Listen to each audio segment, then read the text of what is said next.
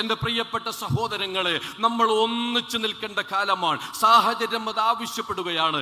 ഇന്നലെ നമ്മുടെ പുസ്തകത്തിന്റെ ഇതളുകൾ പരിശോധിച്ചാൽ അവിടെ ഒരുപാട് കാര്യങ്ങൾ കാണും. അത് അന്നത്തെ കാലത്ത് ഒരു ശരിയായിരുന്നു എന്ന് മനസ്സിലാക്കാം. ആ ശരി തന്നെ ആയിക്കൊള്ളണമെന്നില്ല നയനിലപാടുകളിലെ ഇന്നത്തെ ശരി.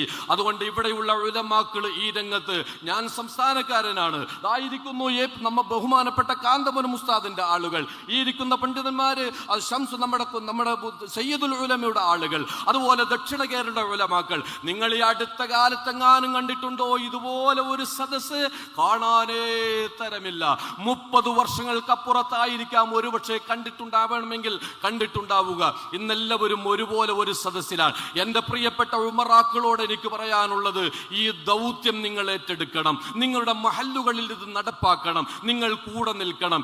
എങ്കിൽ ഇത് കൊടുങ്കാറ്റായി തന്നെ നമുക്ക് മുന്നോട്ട് പോകാൻ കഴിയും.